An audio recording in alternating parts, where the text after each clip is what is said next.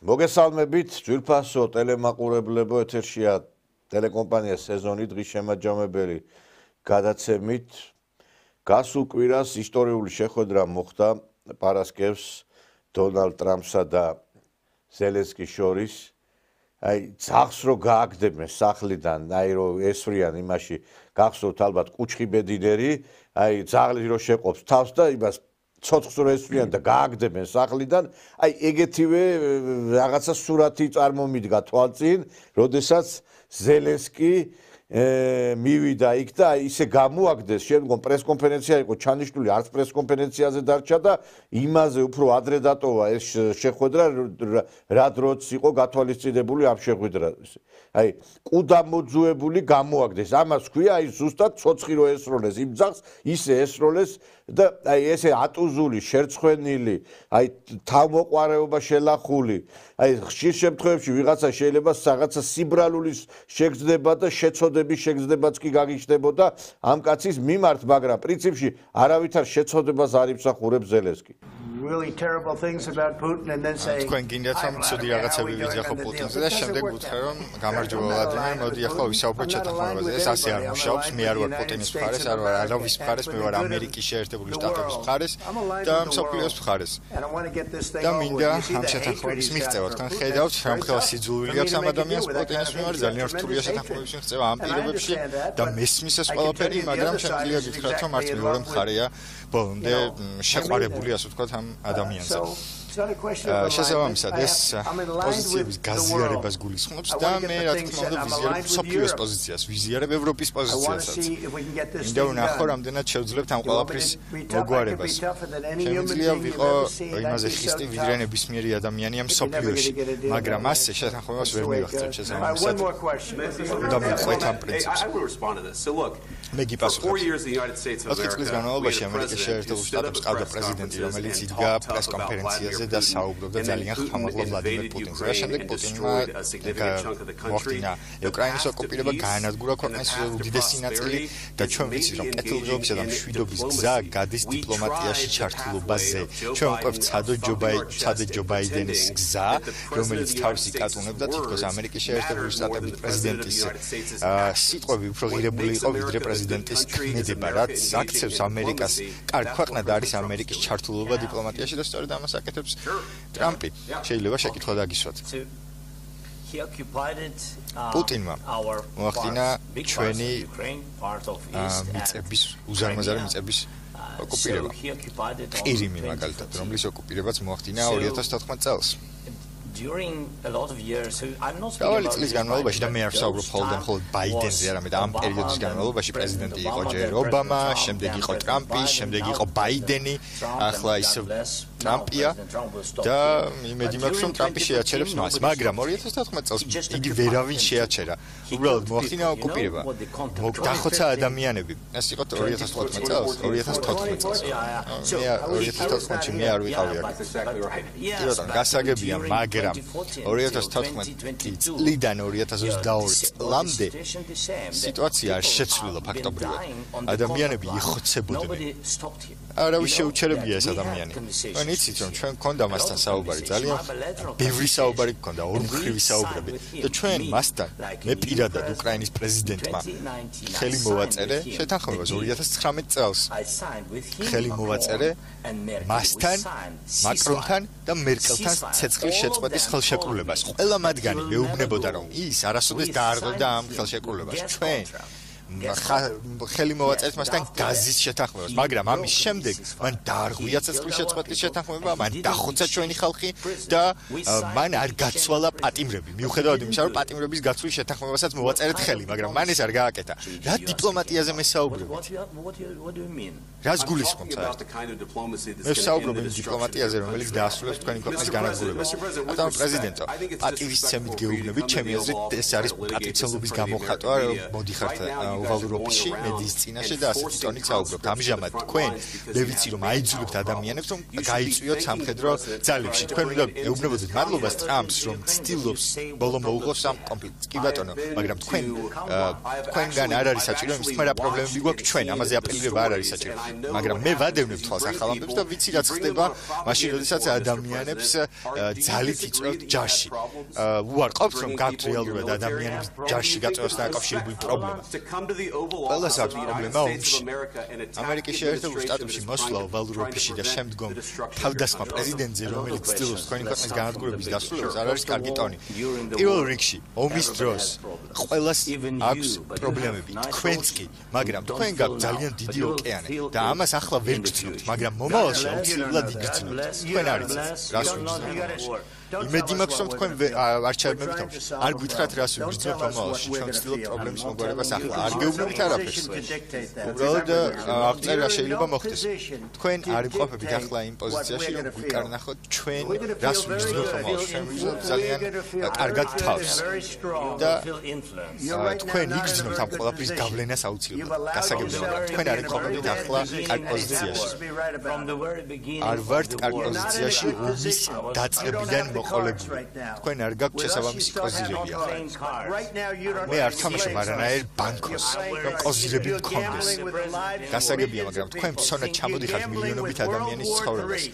მესამე მსოფლიო ომის წამოწყების რისკს. და რასაც თქვენ აკეთებთ, არის პატივცემლო ამ კონკრეტული ქვეყნის მიმართ, ამერიკის მიმართ. მე არ მინდა თქვენი ქვეყნის მიმართ პატივცემლობის გამოხატვა. გითქვამთ ოდესმე მადლობა მთელი ამ შეხვედრის განმავლობაში. გითხარით და ახლაც გეუბნებით. თქვენ პენსილვანიაში ჩაერთეთ ოპოზიციის კამპანიაში და წახვედით იმ პრეზიდენტის წინააღმდეგ, რომელიც ცდილობს ახლა თქვენი ქვეყნის გადარჩენას. If you will speak very loudly about the war, ძალიან ხმამაღლა ისაუბრებთ ომზე. ის არ საუბრობს ხმამაღლა. თქვენი ქვეყანა არის ძალიან ძიმე პრობლემების წინაშე. I know. ვიცი. თქვენ ვერ მოიგებთ ამას. მაგრამ ჩვენ ვრჩებით, ბატონო პრეზიდენტო, ჩვენ ვრჩებით ჩვენს ქვეყანაში და ვიბრძვითძლიერად ომის დაწყებიდან მოყოლებული. ჩვენ ვიყავით მარტო. და ნამდვილად ვართ მადლიერები თქვენი მხარდაჭერისთვის, რაც გამოგვიცემთ. ჩვენმა სულელმა პრეზიდენტმა თქვენ გადმოგცეთ $350 მილიარდი. მოგეცით ასევე სამხედრო აღჭურვილობა. მოგეცით ამ სამხედრო აღჭურვილობის გარეშე ომი იქნებოდა დასრულებული ორ კვირაში. ან ორ დღეში. ახლა გამიგია ეს ნარატივი გამიგია პუტინისგან. ის ამბობდა რომ დასრულდებოდა ორ დღეში ან ორ კვირაში. ძალიან რთული იქნება შეთანხმების მიღწევა ასე. თქვენგან არ მომისმენია მადლობა. მე ძალიან ბევრჯერ ვთქვი მადლობა. მოდი გვერდზე გადავდოთ ჩვენი უთანხმოებები და შევამსუბუქოთ ეს უთანხმოება იმის ნაცვლად რომ ამერიკული მედიის წინაშე ასეთი ტონით ისაუბროთ, როდესაც სტარ პოზიციას იცავთ. ჩვენ ვიცით რომ თქვენ სტარ პოზიციას იცავთ. ჩემს აი ეს შეხვედრა არის ძალიან მნიშვნელოვანი, სწორედ ამიტომ ვართ კამერების წინაშე. თქვენ უნდა იყოთ მადლიერები. თქვენ არ გაქვთ შესაბამისი კოზირები. მე ვარ ნამდვილად მადლიერი. მე გეუბნებით რომ ვარ მადლიერი. თქვენ გიმთავრდებათ სამხედრო ძალებით. აღარ ყავთ საკმარისი ჯარისკაცები და მეუბნებით რომ არ გვინდა ცეცხლის შეწყვეტა. თუ ახლა მოვაწერთ ხელს ცეცხლის შეწყვეტის ხელშეკრულებას, აუცილებლად უნდა გავაკეთოთ ეს, რაც დაასრულებს ომს. მე არ მithქვამს არასოდეს, რომ არ მინდა ომის დასრულება. კი ბატონო, მაგრამ ცეცხლის შეწყვეტის ხელშეკრულებაზე გადის ომის ბედი. მაგრამ მოდი კითხეთ ჩვენ ხალხს, რას ფიქრობენ ისინი ამ ომზე. ჩვენ ხელმძღვანელობდით ბაიდენის პრინციპებით წინა წლებში, რომელიც არც ისე ჭკვიანი ადამიანი იყო. ობამას თქვენთვის არ გადმოუცია არაფერი. ჩვენ პირადად მე გადმოგეცით ჯაველინები, რომლითაც თქვენ გაანადგურეთ რუსეთის ტანკები. ობამამ საერთოდ არაფერი არ მოგცათ. და ასეთი ფრაზაც კი არსებობს, რომ ობამას არაფერი არ მოუცია თქვენთვის, ტრამპმა გადმოგცათ ჯაველინები. ამიტომ უფრო მადლიერი უნდა იყოთ, იმიტომ რომ თქვენ ამჟამად არ გაგაჩინეთ შესაბამისი კოზირები. ჩვენთან ერთად თქვენ ნამდვილად გაქვთ კოზირები, მაგრამ ჩვენ გარეშე არ გაქვთ არანაირი კოზირი. Because the attitudes have to change. იმიტომ რომ ასეთი პოზიცია უნდა შერბილდეს და შეიცვალოს. და მოხდება თუ კი რუსეთი დაარღვევს ცეცხლის შეწყვეტის ხელშეკრულებას. What are you saying? ვერ გავიგე. ის სამს კითხვას რა მოხდება თუ კი რუსეთი დაარღვევს ცეცხლის შეწყვეტის ხელშეკრულებას. რა მოხდება თუ კი ბომბი დაგვეცემა ამ წამს თავში? არ ვიცი. არავინ არ იცის პასუხი ამაზე. არ ვიცი ის რას აკეთებდა ბაიდენთან, იმიტომ რომ ის პატივს არ სცემდა ბაიდენს, არ სცემდა პატივს ობამას, მაგრამ ის პატივს სცემს მე. მინდა გითხრათ რომ პუტინმა ძალიან ასე ვთქვათ რთული გზა გაიარა ჩემთან ერთად, როდესაც რუსეთი იყო გამოყენებული როგორც საფრთხობელო. That was a phony Hunter Biden. Bidenმა იგი გამოიყენა თავისი თაღლითური სქემის ნაწილად. It was a Democrat scam. ეს იყო დემოკრატიული პარტიის თაღლითური ოპერაცია და სწორედ ამ გზას And he went through it. He was accused of all that stuff. He had nothing to do with it. It came out of Hunter Biden's არანაირად დამნაშავე იმ პროცესებში, რაც ამერიკაში მიმდინარეობდა მაშინ, მაგრამ მაინც რუსეთს ადანაშაულებდნენ და ეს იყო ძალიან the laptop from hell was made by Russia. The 51 Bidenმა განაცხადა, რომ 51 აგენტის ბრალი, რუსი აგენტის ბრალი იყო ყველაფერი. პუტინი დადანაშაულებული იყო ამ ყველაფერში. მაგრამ ახლა შემიძლია გითხრათ, რომ მან შეიძლება დაარღვია შეთანხმება ობამასთან, ბუშთან, შეიძლება დაარღვია შეთანხმება. კარგი ტელეშოუ დავდგით ასე ვთქვათ. We'll see what we can do about putting it together.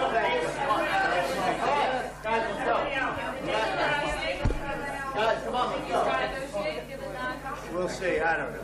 All right, guys, come on. Please. Hey, come on. Guys, come on. ჩვენ ნახეთ რომ ეს კაცი, როგორც მიხეილ სააკაშვილი, დათანხმდა იმ ავანტიურას, რომელ ავანტიურაშიც მან გახვია თავისი ქვეყანა. მე არ დამავიწყდება ნინო ბურჯანაძის განცხადება, როდესაც მან გააკეთა ესე იგი აი ამ ომის პერიპეტიებთან დაკავშირებით 2008 წლის ომი როდესაც იყო და ესე იგი ეს უკვე რუსის ჯარი უკვე შემოვიდაო და ბომბავდა ჩვენ ტერიტორიებსო დაურეკე სააკაშვილისო და სააკაშვილმა მითხრა უგეშინია ეხლა ველაპარაკე ბუშს და უკვე ამერიკიდან აფრინდებაო თვითმფრინავები და ისინიო დაგვეხმარებიან და გაანადგურებენ მტერსო. აი ესეთი სულელი იყო სააკაშვილი, რომ ჯეროდა იმის, რომ ამერიკა ჩაებმევოდა იმ ომში. და ესეთივე სულელი აღმოჩნდა ზელენსკი, რომელმაც დაღუპა ქვეყანა.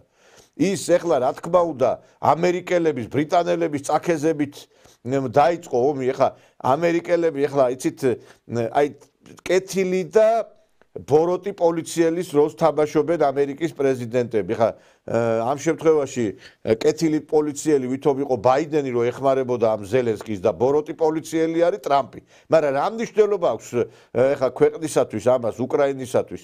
თავარი არის ის, რომ ზელენსკის რო თავი დავანებოთ, კი ბატონო, ზელენსკი რაც არის გასაგებია, ეს არის ავანტიურისტი, რომელმაც თავის ქვეყანა დაღუპა, მაგრამ ამერიკის სახეც აქ არის აღსანიშნავი, რომ ამერიკა უკვე მეორეჯერ გაყიდა უკრაინა. პირველს როდესაც მოატყუეს უკრაინელები უარი ათქმევინეს იმ ბირთვულ შეერაღებაზე, რომლითაც მათ დაკარგეს ფაქტობრივად რეალური სუვერენიტეტი, იმიტომ რომ ბირთვული შეერაღება რო ქონოდა უკრაინას, ეს ომი წარიგდებოდა და სხვაგვარად წარიმართებოდა პროცესები. უკრაინამ საბჭოეთისგან მემკვიდრეობით ბირთვული იარაღის უზარმაზარი არსენალი მიიღო. საბჭოთა კავშირისა და ამერიკის შეერთებული შტატების შემდეგ დამოუკიდებელმა უკრაინამ ბირთვული მარაგის მიხედვით მსოფლიოში მესამე ადგილი დაიკავა. ახალი ბირთვული მოთამაშის გამოჩენა მსოფლიოში ძალთა არსებულ ბალანსს არღვევდა. საერთაშორისო საზოგადოება ამ პრობლემის სწრაფ აღმოფხვრას შეეცადა. უკრაინის ხელისუფლებამ მსოფლიოს ლიდერის სახელმწიფოებისგან კატეგორიული გზავნილი მიიღო. კიევი ბირთვულ არსენალს უნდა შელეოდა. Нам Соединенные Штаты официально Украине, я имею в виду, заявили. ამერიკის შეერთებულმა შტატებმა ოფიციალურად გამოგვიცხადა, რომ თუ ჩვენ არ გავიტანდით ბირთვული იარაღს, უკრაინას მძიმე სანქციებს დაუწესებდნენ. საუბარი იყო როგორც ეკონომიკურ, ასევე პოლიტიკურ სანქციებზე. ეს მათ ღიად განაცხადეს. უკრაინიდან რუსეთში ბირთვული არსენალი სრულად გაიტანეს. 1994 წლის 5 დეკემბერს ბუდაპეშტში უკრაინა ბირთვული იარაღის გავრცელებლობის შეთანხმებას შეუერთდა. ამის სანაცვლოდ ქვეყანამ საერთაშორისო დონეზე უსაფრთხოების გარანტია მიიღო. ამერიკის შეერთებულმა შტატებმა რუსეთმა, დიდმა ბრიტანეთმა, მოგვიანებით კი საფრანგეთმა და ჩინეთმა ხელი მოაწერეს მემორანდუმს, რომლის მიხედვითაც უკრაინის ტერიტორიული მთლიანობა, მისი დამოუკიდებლობა და სუვერენიტეტი გარანტირებული იყო. ბირთვულმა სახელმწიფოებმა განაცხადეს, რომ უკრაინის წინააღმდეგ არ განხორციელდებოდა სამხედრო აგრესია.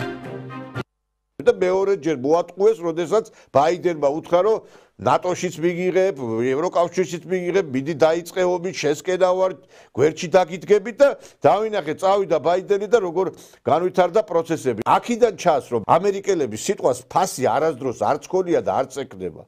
ამერიკა არის ქვეყანა, რომელიც არის გადამგდები, თავისი ქვეყნის ინტერესები და გამოდის და არ შეიძლება მას ედოს არც ერთი ქვეყანა. და ჩვენც ასე არ გაგვიკეთეს, ეხა იდიოტი სააკაშვილი, რომელიც ეხა რა თქმა უნდა, ექსეთი სულელიც არ იყო თავისი დაეწყო ომი, შეგულიანებული იყო და მოტყუებული იყო ამერიკელების მხრიდან.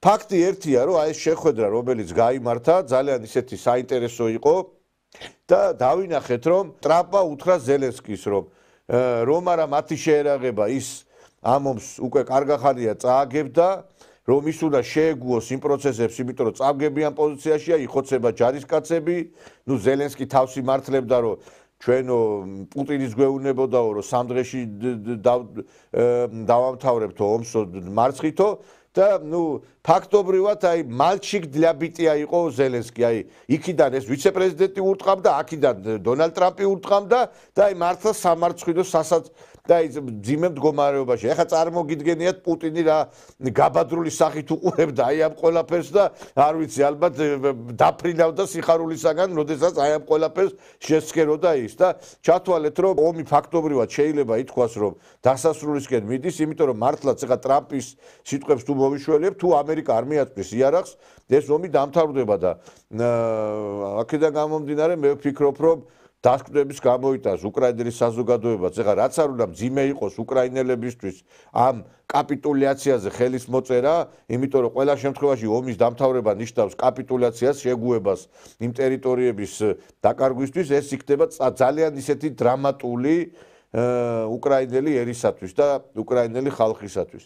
დღეს ჩვენ ამ თემებზე გვექნება საუბარი ჩვენ სტუმართან ერთად, ადამიანთან ერთად, რომელიც თავად უკრაინაში მოღვაწეობდა და კარგად იცის უკრაინული პოლიტიკა, სტრატეგიული დაგეგმარების ცენტრის ხელმძღვანელი ბატონი ლევან მამალაძეა, ჩვენი გადაცემის სტუმარი. მოგესალმებით ბატონი ლევან.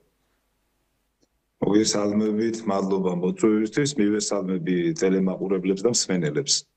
მოდი აი დავიწყოთ ბატონო ლევან, აი ეხა პრინციპში ყველაზე ესეთი ცხელი თემაა და ესეთი განსახილველი თემა ეს შეხვედრაა დონალდ ტრამპისა და ზელენსკის შორის. აი თქვენ რა შთაბეჭდილება დაგჭათ და რა დასკვნები გამოიტანეთ ამ შეხვედრიდან? სიმართლე გითხრათ, აი ხა რო შევხედე ზელენსკის და უყურე რამდენჯერმე უყურე აი ეს შეხვედრა, როცა მისი წარმომადგენელი შმიგალის იქესწრებოდა კიდე მისი აპარატის წარმომადგენლები უკრაინიდან ჩასული და ტრამპი იყო ვიცე-პრეზიდენტთან ერთად და სხვა წარმომადგენლებთან ერთად პრესა ესწრებოდა. სხვათა შორის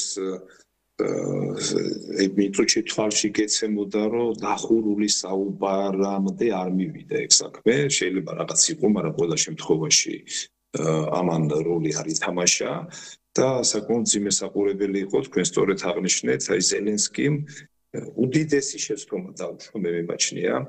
მიუხედავად რაღაც ადამიანური გზნობა შეიძლება გაგიჩნდეს, მაგრამ ეს გზნობა უკვე ქარწყლდება, როცა შეხედავ რა დღეში ჩააგდო უკრაინა. ერთი მოდი აი ამ მომენტში შევხედოთ რა მოხდა დღეს. ფაქტიურად ამას წინ უძღოდა ბუშინ რამდენიმე დღის წინ განცხადება ტრამპისა, რომ ჩამოვიდეს ზელენსკი და ამერიკა მზად არის გარიგებას მოაწერონ ხელი. ტრამპის განცხადება იყო ესეთი, რომ ამერიკამ დახარჯა 350 მილიარდი დახმარების სახით, იარაღის სახით და მას ამ თანხის კომპენსაცია, არანაირი კომპენსაცია უკრაინისგან არ მიუღია, შეთავაზება არ მიუღია, მაშინ როცა ასევე ტრამპის თქო დავესესხოთ, ევროპამ დახარჯა 130 მილიარდი და მას შესაბამისი კომპენსირება გაკეთებული აქვს, ნაწილი სესხად არის მიცემული, ნაწილი კი წიაღისეული და რაღაცა რესურსებით არის გარანტირებული. ანუ ტრამპი იძახის ევროპა ძალიან ცფირად მოიქცა ჩვენ ცვლილებების მდგომარეობაში აღმოჩნდით თვითონ ბაიდენს ადანაშაულებდა ამაში და მას აქვს სურვილი რომ თუ კი უნდა რომ უკრაინას ჰქონდეს მხარდაჭერა ამერიკის მას ჰქონდეს შესაბამისი იშვიათი მეტალების წიაღისეულით ჰქონდეს გარანტირებული ამ თანხის ამოღება. თან ეს საინვესტიციო პროექტია სხვათა შორის არავის არ ეგონოს რომ ეხლა უკრაინა ადგება და ეს უნდა მოიპოვოს თვითონ ამერიკამ ესეთი გარიგების ვარიანტი იყო ამერიკელებისგან შეთავაზებული ინვესტიცია უნდა ჩაედო და ამ ინვესტიციების საფასურად რომ ამოიღებდა ესე იგი და გაყიდდა ამ იშვიათ მეტალებს რომლის ფასი დღითიდღე მატულობს იმიტომ რომ ახალი ტექნოლოგიები კომპიუტერული და IT ტექნოლოგიები სწორედ აი ესეთი მეტალების საჭიროებს რომ ამით დაეფარა ესე იგი ზელენსკი მას თითქოს გამოაცხადა რომ ჩადიოდა მზადყოფნის მაგრამ შევხედოთ რა მოხდა ამის წინ მოხდა შემდეგი რომ ესე იგი ჩასულიყო ჯერ მაკრონი და მაკრონმა თითქოს რაღაცა ზეგავლენა მოახდინა ტრამპზე რომ უკრაინის მიმართ რაღაც განწყობილება შეეცვალა შემდგომ იყო ბრიტანეთის პრემიერ-მინისტრი ჩასული მანც შესაბამისად იმუშავა რომ ამერიკის რაღაცა განწყობა ყოფილიყო და ამ განწყობების ფონზე ჩავიდა ზელენსკი და ეხლა თუ კი შევხედავთ რა დღეშიც იყო ეს რომ ზელენსკის ერთი თანამშრომელი ქალს ესე თავი ქონდა ჩაღონული და ცრემლები მოდიოდა ისე დღეში ჩაიგდო თავისი თავი მოდი ესე ვთქვათ რომ იქ გარიგებაზე კი არა მე მგონი რაღაც უფრო ცუდ სცენარებს უნდა ველოდოთ ეხლა ამ დღეებში ეს გამოჩნდება ალბათ გადახარშავენ ერთიც და მეორეც უფრო მეტად ამერიკის მხარე გადარეხარშავს რა პოზიცია უნდა შეიმუშაოს უკრაინასთან და ამას ალბათ მოაცხადებენ დღეს თუ არა ხვალ. ამიტომ ესე იგი რა შეცდომა დაუშვა, აი სულ შეცდომებით წაიყვანა ზელენსკიმ თავისი საქმიანობა. ბოლო შეცდომა რა იყო? ანუ შეაგულიანა იმან ბრიტანეთის პრემიერ-მინისტრმაც, შეაგულიანეს ევროპელებმაც, მაკრონმაც და იქ დემოკრატებმა რომ ტრამპსო მიაწექიო, ჩვენ უნდა მიაწვევ, არ უნდა დაუთმო და აი ასეთი შეგულიანებული ჩავიდა ესე იგი ზელენსკი თავარ სარდალი რომლის ლეგიტიმაცია დიდი კითხვის ნიშნის ქვეშ დგას ყველა მიცის ეს იმიტომ რომ არაკონსტიტუციური ფორმით აგრძელებს ის პრეზიდენტობას ეს უკრაინის კონსტიტუციაზე არის ლაპარაკი და ჩავიდა მიაწვა ოდი უხეში სიტყვით რო ვთქვა ტრამპს და ტრამპმა უთხრა პირდაპირ უთხრა შენი ქვეყანა უმძიმეს მდგომარეობაშია იქიდან უყვიროდა ვიცე-პრეზიდენტიც თუ ნახეთ ეს კადრები და ეს თვითონ ჩამოდით ნახეთ ეს ეუნება ტრამპი თქვენ საბრძოლო საშუალებები არ აქვს მეომრები აღარ ყავდა იწურება ეს საჭიროა შეთანხმების მიღწევა და თქვენ კიდევ ვითხოვთ ამ ომის გაგრძელებას ანუ გამოვიდა ისე რომ ზელენსკი ითხოვდა მხარდაჭერას იარაღით რომ მას ომი გაეგრძელებინა ანუ მშვიდობის ფორმატი რომელზეც მუშაობს თქვა თვითონ ტრამპის ინიციატივით ხდება ეს სამუშაოები ხო ზელენსკი ეს არ მიიღო და ამან გამოიწვია დიდი გამწვავება და ისევ ითამაშა ვისი თამაში დემოკრატების თვითონ შეგულიანება და მაკრონისა და სხვა ლიდერების შეგულიანება. ეხლა უყურეთ თუ კი შევხედავთ ამ ფონზე ზელენსკი მთლიანად რა გააკეთა ზელენსკი ხო ჩვენ ხო კარგად ვიცით ეს არის პიარის ნაყოფი თითქოს გმირი მეომარი და ასე პიარით შექმნეს ეს ხო ეს ხო ვიცით როგორ იქნება შეგიძლია ვიღაც საერთოდ ჯიჟი გამოიყვანო გმირად ესეთი მაგალითი ჩვენს თქვენ ბრძანეთ სააკაშვილი ხალხს ხოცავდა და ძალადობრივი რეჟიმის შექმნა და დემოკრატიის შუქურად აცხადებდნენ ხო გვახსოვს ეს ყველაფერი პიარის შედეგია ასევე ზელენსკის პიარის შედეგი ანუ ზელენსკი გავიხსენოთ მე მინდა ჩვენ საზოგადოებას გავახსენოთ მე უკრაინაში ცხოვრობდით 15 წელი. ლუგანსკის ტერიტორიებში ცხოვრობდი, კიევში ვიყავი, ანუ ის ტერიტორიები, რომელიც ახლა ოკუპირებული აქვს რუსეთს. შემოიერთა და იქ მოსახლეობა რუსეთის მხარდაჭერი 90% რუსეთის მხარდაჭერი იყო. მაგრამ რუსეთმა ეს ტერიტორიები უკვე შემოიერთა ოკუპაციის შედეგად. და ომი მიმდინარეობს, ხო? ესე იგი, ეს რო არ მომხდარიყო და დაძაბულობა რო შეიქმნა 2014 წელს, ესე იგი, ზელენსკი გამარჯვება, ზელენსკი, ესე იგი, 2014 წლიდან ხო მიმდინარეობდა ეს პროცესი, მაშინ პოროშენკო იყო და პოროშენკოს ხელმოწერით მინსკში შედგა ესე იგი მემორანდუმი და ხელშეკრულება დაიდო, რომელსაც რუსეთი გარანტიას იძლეოდა გერმანია, საფრანგეთი, მაშინ ჰოლანდი იყო, მერკელი იყო, პუტინი, პოროშენკო და ის დონბასის, თქვათ, მეთაურები, რომლებიც ასევე იღებდნენ ვალდებულებას. ლაპარაკი რაზე იყო, რომ ბრძოლა შეწყვეტილიყო, მომხდარიყო გათვალისწინება რუსულენოვანი მოსახლეობის და ეს უფლებები კანონიერად დაედგინა უკრაინას, რომ ეს კონფლიქტის საფუძველი გამოცლილიყო, ხო? ამაზე ყველამ აიღო პასუხისგებლობა. მერე დაიწყო ომი. მე ვცხოვრობდი, როცა პოროშენკო ბომბავდა და ჩემთვის წინ იხოცებოდა ლუგანსკში ხალხი. ეს საჰაერო დარტყმა გააკეთეს და აუცე ხა არ მინდა ტრაგიკული ისენი მოყვე, აი საშინელებებს თუ ხედავთ კინოებში, ზუსტად ის ხდებოდა იქ. ერთიანი უკრაინის ფარგლებში მინდა მიაქციოთ ყურადღება. ესე იგი, ამის შემდეგ როცა შედეგი ვერ დადგა, მოდის უკვე იმარჯვებს ზელენსკი და ზელენსკის თავარი ლოზუნგი იყო მშვიდობა. მოვდივარ მე პრეზიდენტად, რომ დავამყარო მშვიდობა და მისი განცხადებებია მე ერთი ადამიანის სიცოცხლე უფრო მნიშვნელობას ვანიჭებ, ვიდრე კონფლიქტის ან რაღაცა დაიჩოქა კიდევაც, აი საარჩევნო ის რო იყო შეხვედრები, მე მზათავარო დავიჩოქო კიდევაცო რუსეთის წინაშეო, რომ ეს ომი შეჩერდესო და დაიჩოქა კიდევ. კი ბატონო და ამის შემდეგ რა ხდება? გრძელდება იგივე უფრო მეტად მინსკის პროცესი, შეთანხმების შესრულების პროცესი. აი დეტალებში ვიცი, რაც ხდებოდა, სპეციალურად წელავდნენ, არც ერთ შეთანხმებას ხელს არ აწერდნენ, ვალდებულების შესრულებაზე პასუხისმგებლობას არ აგებდა უკრაინული მხარე და მე კარგად დავინახეთ, რომ ეს ყველაფერი კეთდებოდა იმისთვის, რომ უკრაინაში შეეტანათ იარაღი, ეს პროცესი გაეწელათ და შემდგომ ომისთვის მომზადებულიყვნენ. და ეს დაადასტურა პირდაპირ მერკელმაც, დაადასტურა ოლანდმაც. კარგად გვახსოვს, პირდაპირ აი ამოიღეთ კადრები და ნახეთ. ანუ შვიდობის ლოზუნგით მოსული ზელენსკი, რომელიც უკრაინელი ეროვნების თვითონ არ არის, ამასაც აქვს მნიშვნელობა. მას ტკივა თუ არა უკრაინა დღითი იწვევს დღესაც ეს.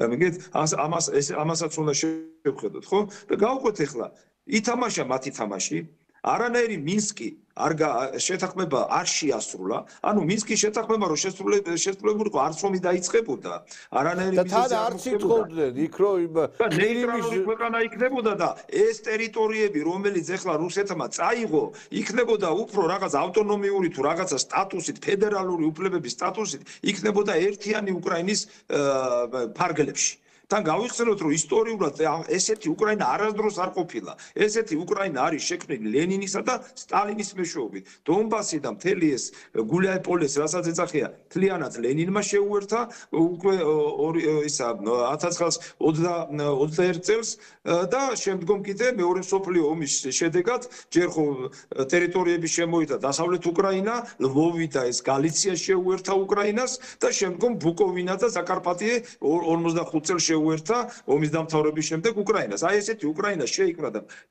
ყირიმი კიდევ ხრუშოვმა უბრალოდ ადგა და გადასცა.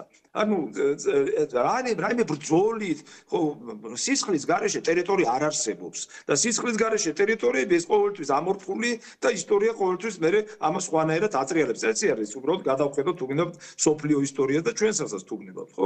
სისხლის გარეშე ეს ტერიტორიები, რომლებიც იყო შემდგომ როცა პრობლემა შეიქმნა, რა თქმა უნდა, იქ დადგებოდა გარკვეული საკითხები მათი უფლებების შესახებ. მინსკი ამას ითვალისწინებდა და არანაირი, თქვათ, რაიმე საომარი მოქმედებები არც იქნებოდა. ზელენსკი მითამაშა დასავლეთის თამაში, სპეციალ არ შეასრულა მინსკის ხელშეკრულება.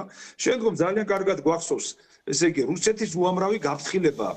აი მე რატო ვიძახი, იცით, ზოგი როგორ მსჯელობს და აზროვნებს, აი ჩვენთან როა ეს უკვე რაღაც დაავადებისა და რაღაცა ის სინდრომების იმაშია გადასული, ფაზაში გადასული, როცა სიმართლეს ამბობ და დაიწყე, აი ეს რუსეთის ხეხა რასაც ვამბობ, რაც არის ფაქტები, ვიღაცები გამოვლენის ნაცების სააკაშვილის მხარდამჭერები და დაიწყებენ, რომ აი ესენი რუსებს უჭერენ მხარს, არავის არ უჭერთ მხარს.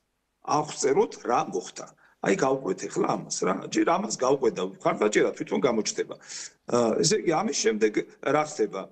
ესე იგი ნატოსთან დაახლოვება, პუტინი მიუნხენის გამოსვლაზე პრეზიდენტი რო გამოვიდა რუსეთის პრეზიდენტი პირდაპირ გააფრთხილა და იდგენ იქ მაკეინი იჯდა მერკელი იჯდა ჰოლანდი იჯდა და სხვები ისხდნენ იქ და უყურებდნენ და ხით-ხითებდნენ და არ მიაქციეს ყურადღება რომ პუტინი გამოდის ანუ ისა მას არ აქვს იმდენი შესაძლებლობა ძალა რომ რამე გააკეთოს და ისინი თავისი გეგმით მიდიოდნენ მათ ჩამოაყალიბა მაშინ ის მოთხოვნები რომელიც იყო წითელი ხაზი მაგ შორის ნატოს თემა განსაკუთრებით უკრაინაზე და საქართველოზე თქვა, მაგრამ უკრაინაზე განსაკუთრებული მომენტი იყო. მას შემდეგ, როცა ბუხარესტში ეს განაცხადი გაკეთდა და სხვადასხვა ბუხარესტი მინდა გავახსენო ყველას, როცა ბუხარესტში უკრაინის და საქართველოს თემა იხილებოდა, მაშინ მართლა იყო შანსი, რომ მიეღოთ საქართველოს და უკრაინა. მართლა იყო შანსი.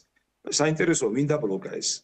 საინტერესო ვინ დაბლოკა ბუში გამოდიოდა რომ ჩვენ უნდა მივიღოთო პრეზიდენტ ბუში უმცროსი ბუშზე ვამბობ ხო და მერკელი და მე მგონი სარკოზი იყო მაშინ გამოვიდნენ და არაო და რატომ არაო მერკელმა პირდაპირ თქვა მაშინ რომ ჩვენო რუსეთის დაპირისპირებაში მოვარდო მაშინ არ მიგვიღეს მე ამ თემამ ძალიან უხეშად ჩაიარა და შესუსტა მე იყო აი პუტინის მიუნხენის გამოსვლა ამის შედეგად გაფრთხილებები იყო მაინც ეს პროცესი არ ჩერდებოდა და პირდაპირ კეთყვით მაგალითად ყირიმში უკვე ნატოს და შეერთებული შტატების წარმომადგენლობას გათვალისწინებული ჰქონდათ სამხედრო შენაერთების შეყვანა და ბაზის საზღვაო ბაზის გაკეთება ეს საბუთები არსებობს ამ საბუთებს ატრიალებდნენ მაშინ ეს ერთი მომენტი და შემდგომ უკვე შესაბამისი ოპერაციების ჩატარება და ამას რო აკვირდებოდა რუსეთი ჯერ ახდებოდა პოლონეთში, ბალტიისპირეთში, შემდგომ უკრაინის მიბმა ამ თემებთან ნატოს წევრი ჯერ არ იყო, მაგრამ პროცესი მიმდინარეობდა, ხო?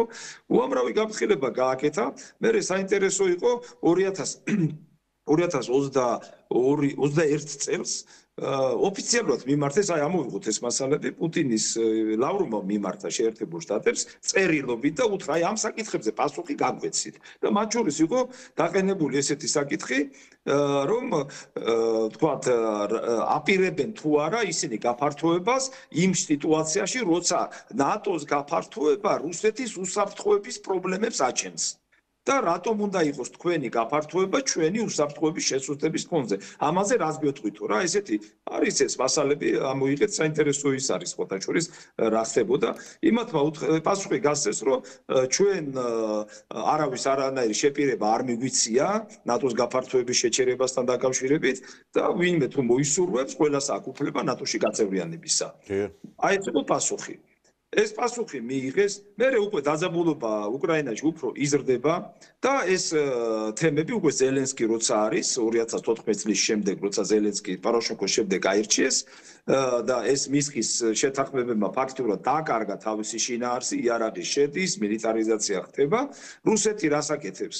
ფაქტიურად მომზადებული იყო ეს არის აი დაზვერვის მასალები და ესეც არის ინტერნეტ ქსელში მომზადებული იყო გეგმა როგორ უნდა ნატო ესე იგი ნატოს ბაზების შექმნილიყო გაწევრიანების გარეშე ბაზების შექმნა იყო გათვალისწინებული უკრაინის ტერიტორიაზე და როცა ეს ინფორმაცია უკვე პუტინის შესაბამისმა სამსახურებმა მიიღეს პუტინი ღებულობს გადაწყვეტილებას და რა თქმა უნდა საერთაშორისო ნორმების კანონმდებლობის დარღვევით უკვე იწყებს საუბარ მოქმედებას აი ამას მივაქციოთ, რაც რეალობაა. დაიწყო, შეიჭრა, ოკუპაცია გააკეთა, ჯერ აქეთ ამხარეს უკვე საომარი მოქმედებები მიმდიოდა დონბასში და აქეთ მხარეს და იქ კიდე კიევთან იმიდან შევიდა და უკვე კიევთან იყო აი ეს ბუჩა და ეს ქალაქები რო იყო, იქ განლაგებული, ხო? ამის შემდეგ ხდება, უყურეთ რა მომენტია, ხდება ჯერ მინსკში შეხვედრა დელეგაციების, გაიხსენეთ, ეს 2022 წლის დასაწყისია. მინსკში ერთი შეხვედრა მოხდა, რომ საომარი მოქმედები შეჩერებულიყო და შემდგომ აი მომხდარიყო გაყვანა კიევიდან რუსეთის შეიარაღებული ძალების. ეხლა აქ არის ძალიან მნიშვნელოვანი მომენტები, მინდა მიაქციოთ ყურადღება, რასაც ბევრი არ ლაპარაკობს. რუსეთს ეხლა ზოგს გონია, რომ აი რუსეთს შეეძლო კიევის აღება. რუსეთს იმდენად მოუმზადებელი ქონდა ეს შეჭრაც, რომ ვთქვათ, ხო, კიევის მიმართულებით. მასაც აწყობდა უკან დახევის. მაგრამ აქ მეორე მომენტია, ამათმა კი უთხრეს რომ შენ უკან დაიხევ და იქ შეთანხმება იყო რომ ესენი არ დაარწმდნენ, მაგრამ მიაქციეთ ყურადღება კიევიდან დახევა რომ დაიწყო უკრაინას შეიარაღებამ და დასავლეთის მხარდაჭერამ, ხო? დიდი დარწმები მიაყენა დახევის პერიოდში უამრავი რუსები დაიხოცნენ. ტექნიკა დაუწყუეს და მთელი ამბები ის კადრებიც არის, ხო? მაგრამ მე რა ხდება? ჩერდებიან. მათ როცა შეეძლოთ უკვე ხარკოვის მიმართულებით, კიევიდან უკვე გამოსულები, ხარკოვის მიმართულებით ოპერაცია გაეგრძელებინათ და პირდაპირ სხვა ქვემოთ სამხრეთითაც წასულიყვნენ და რუსები ფაქტიურად გაეყვანათ უკვე რუსეთის საზღვრამდე, ამ დროს ჩერდებიან. შეერთებული შტატები აჩერებს ამ პროცესს, შეიარაღებას აღარ აძლევს და უკვე რაც იყო თქვა შარშან ზაფხულისთვის რო იყო ფრონტი, მიახლოებით იმ ფრონტზე დადგა, ესე იგი ეს ხაზი. აქაც დგება კითხვა, ესე იგი რა თამაში იყო, ხო? ითამაშა ამან ზელენსკიმ ითამაშა ამათი მოლაპარაკებები ვითომ შეასრულა, შემდგომ ბოლომდე ისინი მაინც არ გავიდნენ და ეხლა მეორე რა ხდება? შემდგომ უკვე როცა ფრონტი გაჩერდა, რომ მოდი იქნებ კიდევ პროცესში რაღაცა არეგული და შეხვედრა ხდება სტამბულში. სტამბულის შეთანხმება შარშანდელი. სტამბულში ყველა მუხლი ჩამოწელეს, რა უნდა გაკეთებულიყო, როგორ უნდა შეჩერებულიყო ტერიტორიების სტატუსი, მათ შორის მინდა გითხრათ, რომ სტამბულის შეთანხმების საფუძველზე დონბასის საკითხი რუსეთის მიერთებაზე, აი ძალიან დიდი კითხვის ნიშნის თქვენ დგებოდა და სტატუსთან დაკავშირებით იყო ლაპარაკი. და სულ სხვა გარემოებები შეექმნა. ერთადერთი რასაც ამბობდნენ ნეიტრალური უნდა იყოს და ნატოში არ უნდა შევიდეს და ფაქტიურად რაც კი 2014 წლიდან მინსკის მოლაპარაკებებში იდო მიახლოებით იგივე პუნქტები გადავიდა თქვა სტამბულის შეთანხმებაში. მე ვინ შეასრულეს სტამბულის შეთანხმება. ჯონსონი ჩამოვიდა, ხელი ხომ მოაწერეს უკრაინის დელეგაციამ, არახამია ხელმძღვანელობდა მაგას სხვათა შორის. ჯონსონი ჩამოვიდა, ბრიტანეთის პრემიერ-მინისტრი მაშინდელი და უთხრა არანაირი შეთანხმება არ უნდა შესრულდეს, ჩვენ მაშინ მხარდაჭერას გაგიჩერებთ. იგივე უთხრა შეერთებულმა შტატებმა, თქვენ თუ ამ შეთანხმებას შეასრულებთ, ჩვენ მხარდაჭერას გაგიჩერებთ და ესეც ჩაიშალა. ანუ კიდევ ზელენსკიმ ითამაშა სხვისი თამაში. შეხედეთ, აი რა თამაშებები გააკეთა ზელენსკი, ხო? ეხლა რა გააკეთა იგივე ჩადის, ესე იგი ჯერ ხო ტრამპს ებრძოლა. გამოუცხადა ბრძოლა და დემოკრატებთან ერთად აგინებდა მას, ხო? ძალიან კარგად გვახსოვს ეს ამბავი. ეხლა იმის მაგივრად რომ დაელაგებინა სიტუაცია გაამწვავა. აი ნორმალური კაცი, როცა შენ ძიმე მდგომარეობაში ხარ, შენს მოწინააღმდეგეს რუსეთს, თქვათ იგივე ამერიკა ელაპარაკება შენს გარეშე, ხო? ერთი რაც უნდა გააკეთო, ნორმალური ადამიანი, ჩავიდოთ და კითხავდა, აი თქვენ როგორ უყურებთ ამ საკითხის მოგვარებას? ჯერ მათი აზრი მოესმინა. გაეგო და მე რაღაცა ფორმატით შეეყვანა თავისი პოზიციები, ისე რომ კი არ გაეღიზიანებინა, შედეგი გამოიღო. ეხლა მიიღო აი ფიასკო განიცადა, რა მოდი ესე ვთქვა. ამიტომ ეხლა ჩვენ წიაღისეულთან და აი ხა Fox News-მა გაავრცელა ინფორმაცია, თვითონ შეთანხმებაც გადაიდო. წიაღისეულთან დაკავშირებით ეს შეთანხმება არ შედგა. აი თქვენ ახსენეთ ეხლა ეს მოლაპარაკებების დროს უკრაინის ელჩი ამერიკის შეერთებულ შტატებში, აი ჩვენ შეგვიძლია ვნახოთ ეს კადრებიც, ეს ქალბატონი აი ცრემლები მოსდიოდა, როდესაც ზელენსკი გარკვეულწილად პოლემიკაში შედიოდა. მასკმა გააკეთა განსხვავება, რომ ამერიკის ესე იგი ამერიკელი ხალხის თვალშიო, აი ეს მასკი აცადებს ილონ მასკი, რომ ზელენსკიმ ფაქტობრივად გაინადგურა თავი მთელი ამერიკელი ხალხის წინაშე.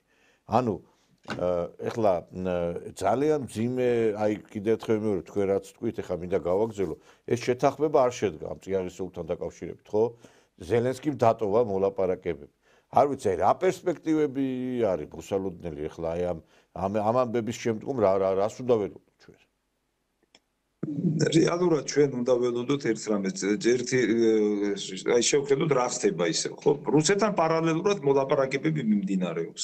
მაგალითად, გუშინ იყო სტამბულში მოლაპარაკება, რომ იქ ელჩების და საელჩოს რაოდენობები როგორ უნდა გაზარდონ, როგორ უნდა აღადგინონ. სხვადასხვა თვითონ ამერიკელები ამბობდნენ, რომ ყარიბის კრიზისის დროსაც, კენედის და ხრუშჩოვის დროსაც, ხო, ძალო დაძაბული იყო თითქმის ომი კი ნაღამ დაიწყო, დიპლომატიური ურთიერთობა მაშინ არ შეჩერებულა. და ეხლა რაც ბაიდენისა და პუტინის დროს გაკეთა ამ უკრაინის ფონზე, ხო? ესეთი დაბალი დონე დიპლომატიური ურთიერთობისა შეერთებულ შტატებს და რუსეთს არასდროს არ ქონია და საბჭოთა კავშირს უგნებოდ, ხო? არასდროს. ამიტომ ამას აღდგენ. ეხლა შევხედოთ რა ხდება ზელენსკის ფრონტზე. მოდი ესე პირობითად დავარქვათ და რუსეთსა და ამერიკას ურთიერთობები, რუსეთ-ამერიკის ურთიერთობები პროცესი მიმდინარეობს. უკვე მოილაპარაკეს იქ შენობების განბლოკვაზე, დაბლოკილი იყო შენობები იმაში, თქვა, საკონსულოების აღდგენაზე, როგორც რუსეთში, ასევე შეერთებულ შტატებში და ასევე ესე იგი დიპლომატიური კორპუსის გაძრადა და ახალი ელჩი დანიშნეს დღეს დარჩიევი. რაღაც ისეთი გვარი აქვს. ან ოსტური წარმომავლობის არის, ან ქართულის დარჩიევი დანიშნეს რუსეთმა დანიშნა ელჩად ესე იგი შეერთებულ შტატებში ახალი კაცი დანიშნეს რა.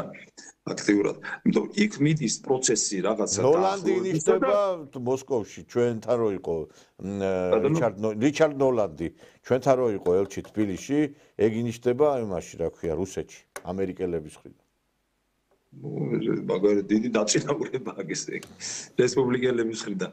ბატონო და ესე იგი რო შევხედოთ ეხლა აქ დაახლოება მიდის და ზელენსკი ფაქტიურად გადაწვა ყველაფერი ჩაჭრა. მე არ ვიცი ესეთი უგუნური როგორ შეიძლება იყო რომ გამოყავდა პიარით შექმნილი რაღაცა კლოუნი რომ თავარსარდლად დანიშნოდა ბონაპარტის კუდი დაახურო. აი მეახლობით ეგეთი სურათი დახარდეს. ადამიანურად შეიძლება შეგეცოდოს, მაგრამ ვერ შეგეცოდება რა უქნა უკრაინას. და ეხლა უკრაინა თქვენ რომ აღნიშნეთ, მე დიდი ხანი ვიცხოვრე და მინდა გითხრათ, უნიკალური ქვეყანა. აი კუჩმას დროინდელი უკრაინა რო იყო, ესეთი უკრაინა ძლიერი არადროს არ ყოფილა. გრივნა 5 გრივნა ღირდა $1.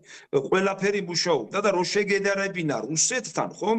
უკრაინა ბევრად მაღალ დონეზე იყო. თავისი დემოკრატიული ბიზნესის თავისუფლებით კორუფცია კი იყო და ეხლაც რჩება, მაგრამ ისე იყო ეს კორუფცია, თუ ყველა მიცოდა როგორ რა უნდა გადაეწყვიტა და ამ ჩარჩოებში. მაგრამ თავისი ცხოვრების დონე საკმაოდ მაღალი დონე ჰქონდა და ბიზნესის თავისუფლების დონით. და რო შეგედარებინათ მაშინდელი კუჩმას დროინდელი რუსეთი ისა უკრაინა რუსეთს ხო იტყოდი რომ უკრაინაში ბევრად უფრო თავისუფლად გნობდი თავს ყველა მიმართულებით. აი მართლა ესე იყო. აი ბოდიში და გაანადგურეს ეს ქვეყანა რა. არაფერი აღარ დატოვეს ამისგან და რა დარჩება კაცმა არიცი. ძალიან მძიმე სიტუაცია იქნება. ეხლა უკვე ბურთი ევროპის მოედანზეა. ევროპა რას გააკეთებს? უნდა დავინახოთ.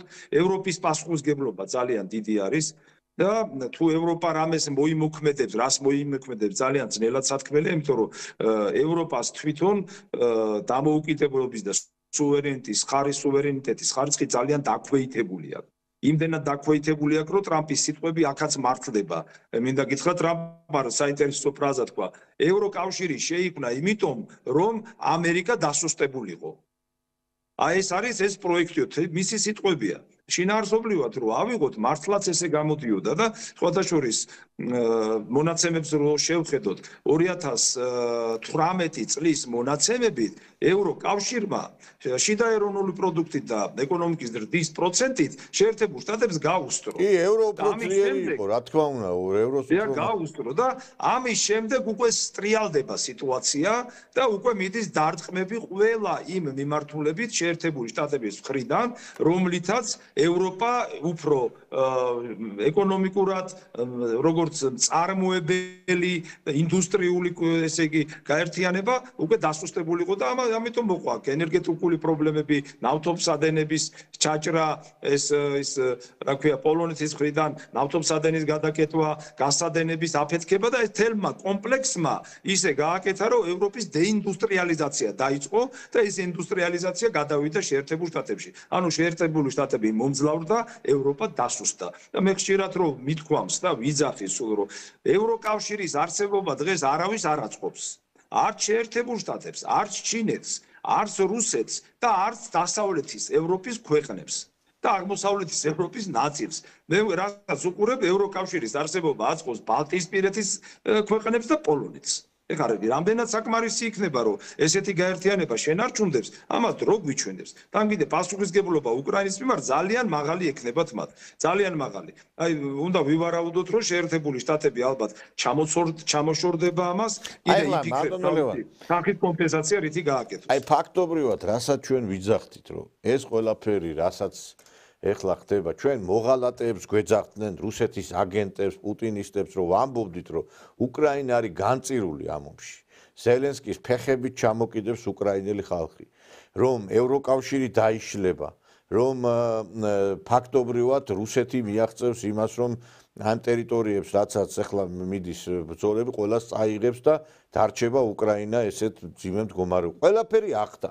და მართლაც აი თქვენი არ იყოს, როცა ჩვენ ამას ვიძახდით, ჩვენ გვეძახდნენ რუსეთის აგენტებს, თქვენ უკრაინის მტრები ხართ, იმიტომ რომ ეს რეალობას ვიძახდით ჩვენ. და ეს ის კი არ იყო, რომ ვის მხარეს ეხარ, ამის მხარეს ეხარ. ჩვენი ბრძოლა, ვისი ბრძოლა არის? ეს იყო სულელური ბრძოლა, რომელმაც წინასწარ განწირული იყო რუსეთთან უკრაინა. წინასწარ განწირული იყო, თქვენ ნაძირლებო, გამოდით ეხლა და ბოდიში მოიხადეთ საზოგადოების წინაშე. რა შეურაცხყოფას გვაყენებდით, როგორ ტალახს გვესროდით საზოგადოებას, რომ თურმე ჩვენ, ეხლა სად არის ეს უკრაინის დროშები, ერთი მაინტერესებს, რომ აფრიალებდით ამ უკრაინის დროშებს. ხაი ჟივე უკრაინა.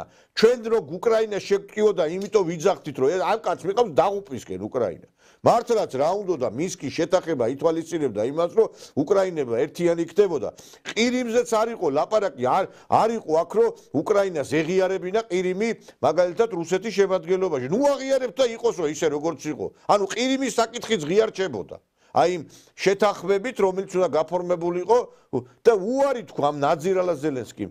როგორც ზელენსკი დაღუპა უკრაინა, ისევე სააკაშვილი მოაწერეს, აი მნიშვნელოვანი რა არის, ხელი მოაწერეს და არ გააკეთეს, არ შეასრულეს. ხო, არა, ფაქტობრივად ეგ დოკუმენტი უკვე მზად იყო, მინსკის შეთანხმება, ყველაფერი მზად იყო და არ მოაწერეს ხელი ფაქტობრივად და ეხა ჩვენ რო ვიძახდით ამას, აი უყურეთ, ყველაფერი ხო ახდა, აი იცით როგორა ვარ, ეხა გაბრაზებული ვარ, ეხა ეს რაც მოხდა, ეხა აი ვიდეო გავრცელდა, ეხა Fox News-ი მინდა რომ ეს კადრებშიც გავუშვათ, Fox News-ი ავრცელებს აი ამ კადრებს, როგორ ტოვებს ზელენსკი თეთრსახს და პირდაპირ წერე, გამოაგდო Fox News-ი წერს, გამოაგდო ტრამპმა. ჩვენ კიდე არ ვიცით რა მოხდა იქა კიდე ამ შეხვედრის დასრულების დროს. ეს კადრებში რაც ანახეს, ეს რაც იყო კი, მაგრამ იმ კადრების მიღმა რა ლაპარაკი იქნებოდა ზელენსკისა და ტრამპ შორის, კიდე წარმოუდგენელია კიდე რა მოხდებოდა. და აი აქამდე მიიყვანა, ესე იგი დაამცირა უკრაინა აი ნაძირალა. მაგრამ ეხლა ჩვენ ერთი რამე ვთქვათ, აი რაც არის ეს შეფასება, მაგრამ ამერიკა ხო წარმოჩინდა, ეს ზელენსკი გასაგებია ნაძირალა. მაგრამ ჩემთვის სიმართლე რო გითხრა, ამერიკა წარმოჩინდა ქვეყანა, რომელიც სიტყვასაც ფასი არ აქვს. ეს არის ქვეყანა მოღალატე, რომელიც გადამგდები, რომელიც გაწირავს. ეხლა რა მნიშვნელობა აქვს ბაიდენმა ხომ ის ამას პირობა და ხო დაპირდა რომ იქნებოდა მის გვერდით, ხო? და ამერიკის აი ბოდიში და სიტყვას არანაირი ფასი არ აქვს. პირადად ჩემთვის ეხლა ზელენსკი რაც არის გასაგებია, მაგრამ აი ამ შეხვედრები და აი ამ განცხადებებით ჩემთვის ამერიკაც ქვეყანა როგორც ასეთი, აი აქამდეც ვიცოდი რაც იყო, მაგრამ კიდევ უფრო დავწმუნდი იმაში, რომ ამერიკელებთან ურთიერთობაში არანაირად არ შეიძლება რაღაცის შესვლა და დობა და რაღაცის დაჯერება და რაღაცა, იმიტომ რომ ქვეყანა რომელმაც გადაუსვა ყველაფერს ხაზი, დემოკრატიას, საზღვრების უყეობას, რა ქვია, დამოუკიდებლობას. კაცი იძახის გრენლანდია და ვისაო კანადა უნდა წავიღო, ეხლა და დამოუკიდებელ ქვეყნებზე იძახის, ხო? ახლა ეს შეიძლება ნორმალურად აღიქვან ეს და ეხლა ქვეყანა ჩააბეს ომში, გასაგებია იდიოტი იყო ეს ზელენსკი, ეხლა ამბობენ რომ გამოდით ამ ომიდან და განწირულები ხართ. არ ვიცი, აი თქვენ თავად ამერიკელებზე რა სიტყოდით, თქვენ ამერიკის პოლიტიკაზე, თავად ქვეყანაზე. ეს ზელენსკის რო თავი გავანებოთ. აი რა შეფასებას გაუკეთებდით? მე მინდა გითხრათ, რომ საერთოდ ყველა იმპერია განსაკუთრებით, ამერიკა იქნება, ჩინეთი, რუსეთი თუ სხვა თქვათ იმპერიული ქვეყნები, მოქმედებენ თავიანთი ინტერესების ფარგლებში. ესე რომ იქ ვიღაც გადააგდო, მოატყუა, სიტყვა გატეხა, ამას მნიშვნელობა არ აქვს და ეს ჩვენ უნდა ვიცოდეთ. ეს უნდა ვიცოდეთ. ის კი არა რომ რაღაცა სტანდარტი არის, ურყევი სტანდარტები, რომლითაც ყველა მოქმედება, არ არსებობს არანაირი სტანდარტი, არ არსებობს არანაირი წესი, როცა ერთმანეთს ინტერესები ეჯახებიან. განსაკუთრებით დიდ სახელმწიფოებთან მიმართებაში. ამიტომ ეს უნდა უკრაინას ცოდნოდა, მათ ითამაშეს ამ იმპერიების, ესე იგი, თამაში, იმპერიები უკრაინის ტერიტორიაზე დაეჯახნენ ერთმანეთს, მოდი რო თქვა დასავლეთი და რუსეთი, ნატო და რუსეთი, პირდაპირ რო თქვა დაეჯახენ უკრაინის ტერიტორიაზე და აი ამ თამაშების შედეგად დაიხოცა უამრავი ადამიანი. და დაიხოცა ზელენსკის გამო. აი პირდაპირ ეს არის დამნაშავე. ეგაც არის დამნაშავე, იმიტომ რომ პასუხი უნდა აგვწეს ესეთ დანაშაულს. მან არა არის და უამრავი შანსი ჰქონდა, უამრავი საშუალება, უამრავი ვარიანტები ჰქონდა. რადგანაც ხელის მოაწერა, პასუხისგებლობაც აიღო, არ შეასრულა, ითამაშა სხვისი თამაში და ესეთი სიტუაცია მოუტანა უკრაინას. ეხლა რა გამოვა აქედან ცოტა ხანში გამოჩნდება. არის რაღაცა შუალედური პერსპექტივები, არის რაღაცა ვარიანტები, არის ისეთი თემაც, რომ ეხლა რა გონია თქვენ იქეთ პოლონეთი ელოდება ის გალიციას რო ვიძახით ის იცხოვრობენ იქ რუსინებს და ესა რუტენებს ეძახდნენ მაგრამ და რუსებად იწერებოდნენ ის დასავლეთ უკრაინის ხალხი რუსეთის მეფის დროს და მერე როცა უკრაინის ავსტრო-უნგრეთმა წაიღო და მერე პოლონეთს რო ქონდა ეს გალიცია ლვოვი კნიაზ გალიცკი რო იყო მისი შვილის სახელი ლვოვი დაარქვა იმიტომ ქვია ლვივ და აქეთ კიდე მეორე ნაწილში რატო ვიძახი მაგას პოლონეთი უყურებს უფრო სამხრეთით ესე იგი უნგრეთი სლოვაკეთი რუმინეთი უყურებენ თავიანთი ტერიტორიები იყო ეს რომელიც სტალინმა შემდგომ წაართვა მაგათ და უკრაინას შემოუერთა ხო მათი ისტორიული ტერიტორიებია ესე კი არ არის ეხლა ჩვენ რო გვაქვს ისტორიული ტერიტორია აფხაზეთი იქნება თუ დაუკლარჯეთი ხო ვიცით რომ ეს ჩვენი იყო მაგრამ რატო ვამბობ ის ხალხი ეხლა ელოდება ამ სიტუაციას და ამ ისტორიული შანსის გამოყენება უნდათ ეხლა როცა თქვენ ამბობთ ეყურე რატო ვიზაგე რა დარჩება უკრაინისგან აი რა დარჩება არ ვიცით კარგი არაფერი არ იქნება უკრაინის ეს გასაგები რომ ჩვენ მე ახლა ამერიკელებზე რო ვლაპარაკობ ეგ იმას კი არნიშნავს რომ აქ ზელენსკის ის ტალახი ჩამოვაცილოთ აქ იმაზეა რომ მომავალმა თაობებმა პოლიტიკოსებმა და ჩვენმა ქვეყნის მესაჭებმაც და ვინაც სამომავლოდ უნდა იცოდნენ რომ ამ ქვეყანასთან არ შეიძლება ურთიერთობაში კი რა თქმა უნდა ეროვნული ინტერესებიდან უნდა გამოხვიდე შენ მაგრამ შენ როდესაც მოკავშირეთ ეხა ბაიდენი აცხადებდა რაღაცა ზელენსკის ხატი ჩამოკიდა ლამის ოვალურ კაბინეტში და ეს არის რაღაცა თავისუფლების სიმბოლო და კონგრესში რო გამოდიოდა ზელენსკი და სენატში ტაშს უკრავდნენ ხო ესე იყო რა და ზელენსკი ფაქტობრივად იყო ამერიკული პროექტი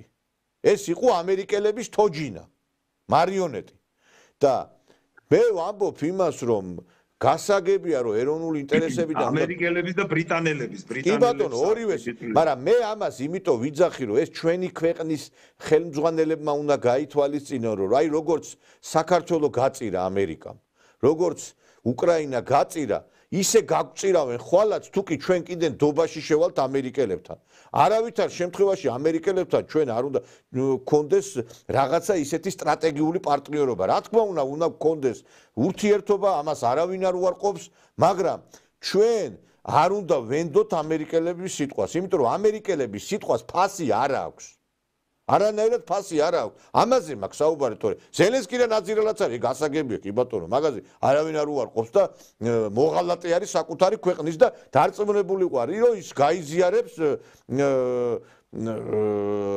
ჩაუშესკუს გაიზიარებს იგივე იტალიელი დიქტატორის მუსოლინის ბედს მე არ გამოვრიცხავ იცით რა არის ეხლა რასაც ჩვენ ვამბობთ და ვსაუბრობთ უნდა ვთქვათ რომ მოგწონს თუ არ მოგწონს და რაღაც შექება არ შექებაზე არ არის საქმე მაგრამ ბიძინა ივანიშვილის ხელმძღვანელობით ქართული ოცნების ხელისუფლებამ მართლაც უნდა ითქვას რომ ქვეყანას ომი აარიდა მიუხედავად უამრავ მცდელობებისა, ზეწოლებისა, ზოგს გონია ის რაღაცა მოგონილია, არაფერი მოგონილი არ არის. მე ვიხსენებ ახლა რამდენჯერ უნდა ის რო იყო წინა ელჩი, რამდენჯერ შეხვდა ბიძინა ივანიშვილს, მერე კიდე მცდელობები ჰქონდა და სწორედ ეგ თემა იყო, რამდენადაც თავაზობდნენ, როგორც ჩამოჩორებულიყო და ეთამაშათ ის თამაში, რაც მათ ჭირდებოდა.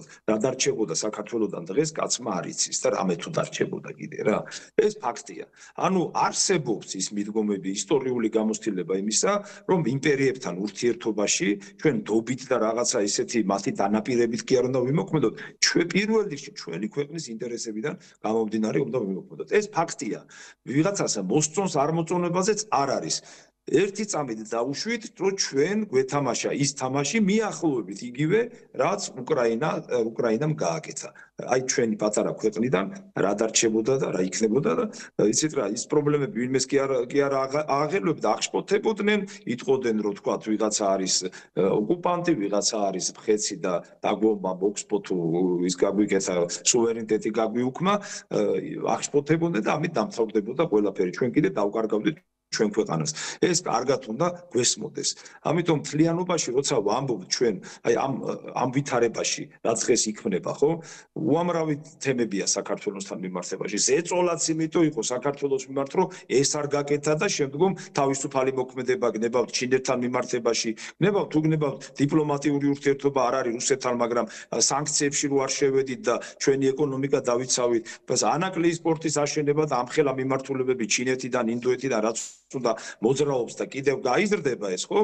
აი ამ თვალსაზრისით ზეწოლაც იყო ჩვენთან დაკავშირებით. ამიტომ ჩვენ ამ ყველაფერს უნდა გავუძლოთ და ყველა იმპერიასთან უნდა ვითანამშრომლოთ პირველ რიგში ჩვენი ინტერესებიდან გამომდინარე და მათ ინტერესებთან შეხამებით. რაც გვაწყობს, ის უნდა ვაკეთოთ და რაც სახიფათოა ჩვენთვის, ის არ უნდა გავაკეთოთ. ეს არის აქსიომა. ხოლო აი ამ შემთხვევაში შეგვიძლია ვიმოქმედოთ და თქვენ რასაც ბრძანებთ ეხლა ვიღაცები რომ გამოდიან, რაღაცას ამბობენ. ხა პირდაპირ გამოვიდა ეს ევროპის თამაშებსაც ხო ხედავთ და კაია კალასი ეს ჩვენი მასწავლებლები რო არიან იმიდან, რა ქვია, ბალტიისპირეთიდან და ეხლა რო დაინიშნა საგარეო საქმეთა მიმართულება რომ იყავს ევროკავშირის, ხო, კაია კალასი ყოფილი ესტონეთის პრემიერი.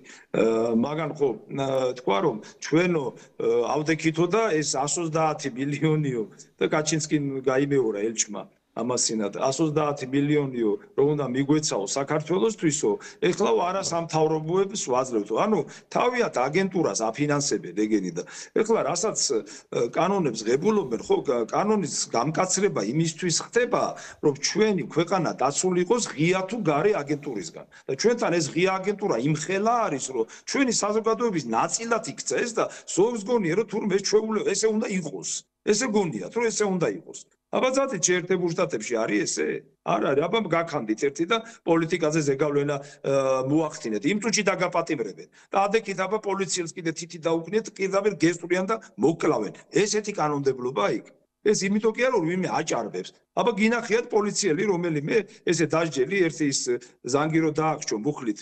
იმან რა ქვია ის პოლიციელი უბრალოდ იმხელა ამბავი ატყდა ის აფროამერიკელი რომ დაახჭო იმით მუხლით რომ დააწვა ატყდა ის დასაჯეს თორე სხვები არა რამდენი მოუკვლიათ ესე არავინ არ დაუჯეთ იმიტომ რომ კანონი იძლევა ამის საშუალებას ხო ამიტომ კარგად უნდა გვესმოდეს დაამთავრდეს უნდა ჩვენი საზოგადოების ტყუილში ცხოვრება ნაწილისა რომლებსაც მართლა გონიათ რომ ევროპა გვღებულობს და ვიღაცა მოარი უთხრა ამაზე მართლა ჯერავ დააჯერეს და ვინ აჯერებს იცით აი 130 მილიონი რომ გადანაწილდა რამდენი როგორ წავიდა რომელ არასამთავრობოზე რომელ პარტიაზე რომელ მედიაზე და იმის ქვემოთ და მე ესე მიდის და იდეოლოგიურ დონეზე იყოლიებენ ამ ხალხს და ცოტა რაღაცა გამოფხიზლება საჭირო მათთან მუშაობაც არის საჭირო რა მე არ ვხედავ რომ ეს რაღაც დაპირისპირების ფორმაში უნდა წავიდეს მაგრამ ვინც აგენტურის ფუნქციას ასრულებს მათ მიმართ ძალიან კაცრი კანონები უნდა იქნეს მიღებული მე ახლა პირდაპირ ვიძახი რატომ არ არის დღემდე მიღებული მაგალითად ლუსტრაციის კანონი ადრე ლუსტრაციის კანონს ღებულობდნენ მარტო რუსეთის აგენტი ვინც იყო. გინდა რუსეთის აგენტი იყოს, გინდა შეერთებული შტატები და გინდა საფრანგეთის. რატომ უნდა იყვნენ ჩვენთან თავისუფლად? მე ერთ რამეს ვიძახი რომ ეს გასაგებია ყველაფერი მე გეთახმები თქვენ იმაში რომ ქართული ოცნების და ბიძინა ივანიშვილის დამსახურება აქ უნდა აღინიშნოს ის რომ მართლაც აგვაცილეს ომს და აი ბევრი რო იძახდა და დასცინოდნენ ამ ხელისუფლებას. აი მიგვინდა და რაღაცა იმაზე სტრაფარე აბა მოსკოვს შევეკითხები რო იძახდნენ ეს დაკრული რო გქონდათ ამ მაისურებზე. არა, ეხლა იმას შეეკითხეთ, აგერ ზელენსკის შეეკითხეთ და იმ ლიდერებს, რომლებიც აღარც არიან, უკვე თავიანთი ქვეყნის ლიდერები, ვინც იყო აი იმ გარკვეულწილად ავანგარდში. ზელენსკის არც ერთი აღარ არის, ეხლა ის ბრიტანეთის პრემიერი, ის შოლციც აღარ იქნება მალე, მაკრონიც აღარ არის ფაქტობრივად და ანუ ყველა ვინც კი იყო ამ ომის მესაჭე და რაღაც გარკვეულ მითითებებს და იმედებს აძლევდა ზელენსკის, ყველა ფაქტობრივად გავიდა პოლიტიკიდან და ერთი რამე უნდა აღინიშნოს ბატონო ლევან რომ ჩვენ მართლაც ბეწვის ხიდზე გავიარეთ და მართლა მადლობა ბატონ ბიძინა ივანიშვილს და აი ამ ნაციონალებმა გამოეთხრიმდნენ და ბოდიში მოუხადონ ქართულ ხალხს იმის გამო რაც მათ გააკეთეს და როგორ უნდათ რომ საქართველოს ომში ჩართულიყო. ეხლა ჩვენ ესეთ რამეს უნდა მივაქციოთ. მე ბოდიშის მოხდენი ეგენი არ არიან, ჯერ კიდევ დაფინანსებას ღებულობენ. პირიქით მე იმიტომ ვიძახი, კანონები უნდა იქნეს ისეთი მიღებული, რომ ჩვენთან არც ღია და არც ფარული აგენტურა არ არსებობდნენ. თუ ვინმე რამეს აფინანსებს, უნდა იყოს ყველაფერი გამჭვირვალე. ეს არის ყველა დემოკრატიულ ქვეყანაში ესია და ჩვენთანაც ესე უნდა იყოს. ეხლა რაც შეეხება აი ამ მიმდინარე პროცესებს, ხო? ჩვენ ერთი რამეს უნდა მივაქციოთ ყურადღება, ეს ჩემ მithქვია კიდევაც წინა გადაცემებში, ეხლაც ვიტყვი, ტრამპს აქვს ძალიან, ესე იგი, შორს გამიზნული მიმართულება, ეს თუგნებავთ ეს იშვიათი მეტალები თუ რა, რუსეთს მეტი აქვს უფრო. და პუტინი გამოვიდა ამასიან და მე მივცემო. ჩამოვიდნენ ინვესტიცია გააკეთონ და დაამუშავონ და აიღონო. რა მნიშვნელობა აქვს ვინ ჩადებს ინვესტიციას და ზურგზე ხო არ მოიგიდებენ იმ მადანს უკრაინაში იქნება თუ რუსეთში, ხო? ამას ინვესტიცია ჭირდება. აქ რომ ასე რომ ტრამპს სტრატეგიულად აინტერესებს რუსეთის, რო იტყვიან როგორმე დაამხანაგება ჩინეთზე ჩამოშორება. მისთვის სტრატეგიული მნიშვნელობა აქვს ჩინეთზე ჩამოშორება. იმიტომ რომ ტრამპმა ერთხელ დიდი მარცხი იწუნია, მინდა გაგახსენოთ ვენესუელაში. ჯერ კიდევ წინა პერიოდში რო იყო ტრამპი, მაშინ ვენესუელა დაბლოკეს, როცა იგუადო რო დაკავდათ ეს პარლამენტის თავმჯდომარე პრეზიდენტი არისო და არადა მადურომ გაიმარჯვა და ამიტომ დაატარებდნენ ყველგან ხელს აწვევდნენ, ტაშს უკრავდნენ, როგორც გვებძანეთ კონგრესში და სენატში და ბლოკირებაც გაუკეთეს სუბსათით ყველაფერი, მაგრამ ვერაფერს ვერ გახდნენ, იმიტომ რომ ჩინეთი აკონტროლებს, ესე იგი, ნავთობის მოპოვებას, ყველაზე დიდი ინვესტიციები იქ აქვს ჩადებული და შეგახსენებთ, ვენესუელა არის მსოფლიოში ნომერ პირველი მარაგებით, ნავთობის მარაგებით ნომერ პირველია. ზღვაშია, შელფზეა, მაგრამ ძალიან ბევრი აქვს ეს მარაგები და სამხედრო დახმარებით კიდე რუსეთი იყო. ანუ ჩინეთ-რუსეთის ტანდემი ტრამპმა ვერ დაძლია და მან ძალიან კარგად იცით რომ თუ უნდა რომ სოფლიო ჰეგემონია აღიდგინოს, ეს მათი კავშირი უნდა როგორმე შეასუსტოს და ის ყველაფერს გააკეთებს, რომ აი რუსეთი როგორმე შეიამხანაგოს. აი ეს გასათვალისწინებელია ასევე ჩვენი ქვეყნის პირობებშიც კი. გასაგები. დიდი მადლობა მინდა გითხრათ ბატონო ლევან, საინტერესო იყო თქვენთან საუბარი და მართლაც ძალიან კიდევ ბევრი საინტერესო პროცესი გველის ჩვენ სოფლიო პოლიტიკურ არენაზე, იმიტომ რომ მე ვფიქრობ რომ კიდევ რაღაც გარკვეული ძალიან საინტერესო მოვლენა გველოდება წინ. კარგად ბრძანდებოდეთ.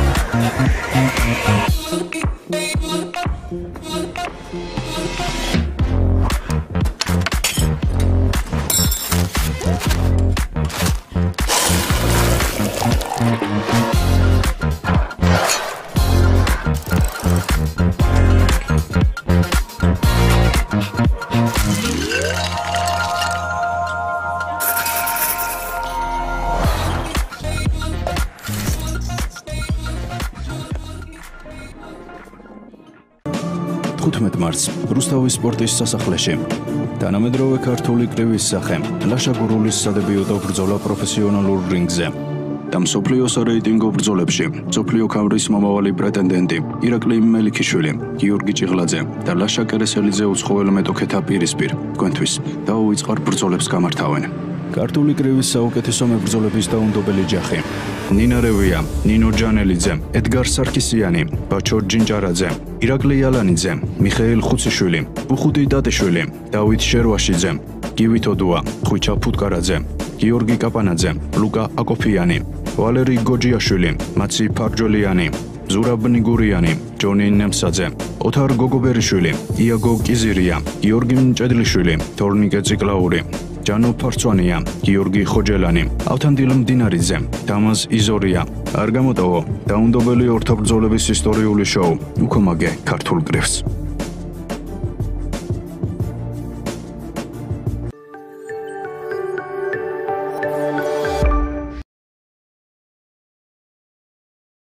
ეროვნება არ აქვს ცხოველს. ინტერვიუ საქართველოს რესპუბლიკის პრეზიდენტ ზვიად გამსახურდიასთან. გამოქვეყნებულია 1992 წელს და დაბეჭდილია გაზეთ აღდგომაში. იმის გასარკვევად, თურით აიხსნება დასავლური დემოკრატიის ესოდენი გულგრილობა სახელმწიფოს კანონიერი ხელისუფლების ბედისადმი. მიუმართეთ თავად საქართველოს რესპუბლიკის პრეზიდენტს ზვიად გამსახურდიას. მთავრობები, რომელსაც თქვენ დემოკრატიულს უწოდებთ, სინამდვილეში კარგახანია განუდგნენ დემოკრატიას. დემოკრატია იქცაც არიელ სიტყვათ, რომელსაც თავის ნებაზე ატრიალებენ დასავლეთის მთავრობათა ამა თუ იმ პოლიტიკური ინტერესების შესანიღბად. როცა ამ მთავრობებს სურთ გააძლიერონ თავიანთი გავლენა და სამხედრო ყოფა რომელიმე რეგიონში, თავდაპირველად ცდილობენ მოისყიდონ ამ ქვეყნის ხელისუფლება და თუ წინააღმდეგობას წააწყდნენ, უბრალოდ ამხობენ მას. ასეთ შემთხვევაში მათთვის არ აქვს მნიშვნელობა დამხობილი რეჟიმის ხასიათს, დემოკრატიულია იგი თუ ავტორიტარული. ეს სტაცებლური მიდგომა ქვეყნების სადმე დღეს საბოლოოდ დამკვიდრდა ნატოს სახელმწიფოებში. აღსანიშნავია, რომ დასავლეთის ყველაზე მძლავრი სახელმწიფოები უკვე აღარც კი ცდილობენ შენიღმონ თავიანთი ზრახვები და აშკარად და ცინიკურად თრგუნავენ სხვა ხალხთა ნებას. სწორედ ეს მოხდა საქართველოში. ბატონო პრეზიდენტო, რას წარმოადგენენ ეს ძალები? ესოდენ თავისუფლად რომ ერევიან ოცხო სახელმწიფოთა საშინაო საქმეებში. კაცობრიობის მტრებს ამ სიტყვის პირდაპირ მნიშვნელობით ისინი მიზნად ისახავენ ყველა სხვა ხალხის გენოციდს, პლანეტის მთელი მოსახლეობის ერთი განსაზღვრული ჯგუფის გამოკლებით. ეს ჯგუფი მჭიდროდ არის დაკავშირებული შეერთებულ შტატებსა და ევროპასთან და მთელი ძალით მიელტვის მსოფლიო ბატონობისკენ. ზოგადად მე მას ევროამერიკულ იმპერიალიზმს უწოდებდი. მთავარ დამკვირველ ძალას მასში წარმოადგენს შეერთებული შტატები. შეიძლება ითქვას, სახელმწიფო გადატრიალება საქართველოში იმართებოდა ოკეანის გადაღმიდან, შეერთებული შტატების სახელმწიფო მდივნის, ჯეიმს ბეიკერის პირადი მონაწილეობით და ბუშის ლოცვა კურთხევით.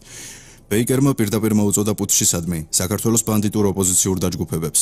ამერიკაში ჩინებულად იცოდნენ, რომ ოპოზიცია საქართველოში კრიმინალური მაფიისა და ყოფილი პატროკრატებისგან შედგებოდა. ბეიკერმა მკაფიოდ მიანიშნა, რომ ამერიკის შეერთებული შტატები არ უჭერდა მხარს საქართველოში არსებულ რეჟიმს და არაფრით დაეხმარებოდა მას. სცენარი გადატრიალებისა, რომელიც შეერთებულმა შტატებმა მოაწყო საქართველოში, ადრე არაერთგზის გამოუყენებია ამ ქვეყანას პლანეტის სხვა რეგიონებში. ბატონო პრეზიდენტო, რით ვერ დაიმსახურა თქვენმა ხელისუფლებამ დასავლეთის კეთილგანწყობა? ჩვენ მივესწრაფოდით დამოუკიდებელი პოლიტიკის გატარებას. არ დავემორჩილეთ დასავლური სახელმწიფოების დიქტატს.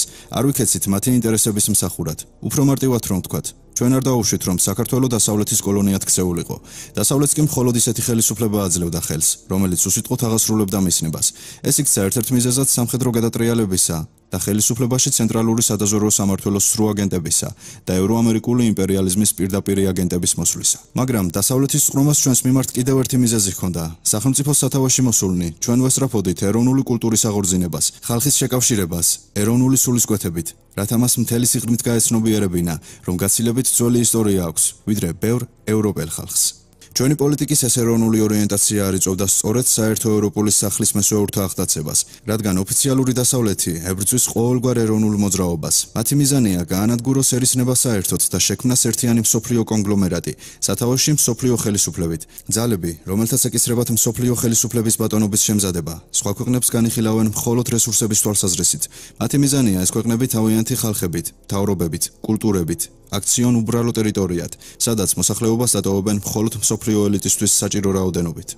ამასთან სრულიად დემორალიზებულს, მზადყოფს მისი ინტერესების სამსახურისადმი. ამზრახოთა განხორციელებას მხოლოდ ხალხთა ეროვნული თვითშეგნება და ეროვნული სახელმწიფოების შექმნა შეიძლება აღუდგეს წინ.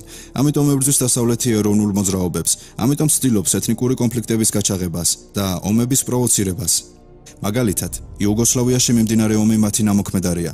ეს შემთხვევით სტიქიურად აალებული კონფლიქტი კი არ არის, არამედ მიზანმიმართულად გაჩაღებული ომი, რომელშიც უნდა დაიფერფლოს ეროვნული იდეების მატარებელი ხალხი. დღესაც დასავლეთის იუგოსლავიის მოდელი დასავლეთიდან გადააქვს კავკასიაში.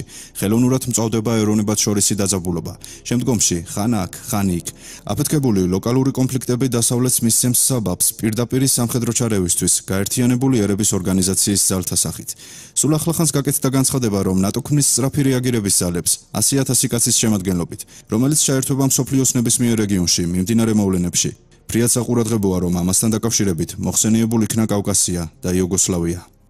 ბატონო პრეზიდენტო, მაინც და მაინც რატომ ქმნით ეროვნულ სახელმწიფოს? საერთოდ რაში გვჭირდება ადამიანებს ეროვნება? თქვენი თვალსაზრისით. სწორედ ეროვნული თვითშეგნება აქცევს ადამიანს ადამიანად. ეროვნება არა აქვს ცხოველს, სარწმუნოება და ეროვნება ის ძირითადი თვისებებია, რომელიც ადამიანს სხვა სულიერისგან განასხვავებენ და მისთვის ამ განმასხვავებელი თვისების წართმევა უმძიმესი დანაშაულია ადამიანის წინაშე. დასაწყისში მისი როგორც პიროვნების დეგრადაციისა, დენაციონალიზაცია, წინაპართა და წარსულის უარყოფა, ადამიანის სრული მოკვეთა ეროვნული ფესვებისგან. კაცი ადამიანურ აზრს მხოლოდ თავისი ეროვნული კულტურის წიაღში ინარჩუნებს. ამიტომ ადამიანის კულტურა განუყრელად არის დაკავშირებული მის ეროვნებასთან. იგი მშობლიური კულტურის მეშვეობით ეზიარება მსოფლიო ცივილიზაციას. ამდენად დენაციონალიზაცია ადამიანისა და დენაციონალიზაცია ქვეყნისა წყვეტენ მათ კავშირებს დანარჩენ სამყაროსთან და დაუცველს ტოვებენ მსოფლიო მასშტაბით ორგანიზებული კოსმოპოლიტური ძალების წინაშე. ბატონო პრეზიდენტო, რით აიხსნება დასავლეთის ესოდენ გაზრდილი ინტერესი კავკასიის მიმართ? ეს რეგიონი ძალზედ მნიშვნელოვანია გეოპოლიტიკური თვალსაზრისით. კავკასიის მფლობელი ფლობს ახლო აღმოსავლეთსაც და აზიასაც. ეს სხვათა შორის მუდამ ესმოდათ დასავლეთის ქვეყნებს, რის გამოც ბრძოლა კავკასიისთვის უძველესი დროიდან მიმდინარეობდა, მათსა და რუსეთს შორის. წმინდა სამხედრო თვალსაზრისით კავკასია წარმოადგენს ხიდს დასავლეთსა და აღმოსავლეთს შორის, რომელიც მეტად აუცილებელია ორივე მხარისთვის. რუსეთიც კავკასიას ოდითგანვე განიხილავდა როგორც მნიშვნელოვან გეოპოლიტიკურ პლაცდარმს, მაგრამ რუსეთი დღეს სუსტდება და ამიტომ დასავლეთი მიისრაფის ხელიდან გამოსტაცოს მას ინიციატივა თავისი გავლენა გაავრცელოს ამ რეგიონში და ბოლოს მოახდინოს მისი ოკუპაცია, მაგრამ ეს შეუძლებელია კავკასიის სრული ბალკანიზაციის გარეშე. საკმარისია, რომ რუსეთმა სცნოს მთის რესპუბლიკების დამოუკიდებლობა, რომ მათი სახით მყისივე შეიძენს ყველაზე ერთგულ მეგობარს, რადგან აქ მკაფიოდ განასხვავებენ ელცინსა და რუსეთის სახელმწიფოს, როგორც მფარველს დასავლური ექსპანსიისგან. ბატონო პრეზიდენტო, თავად თქვენ როგორ ეკიდებით რუსეთს?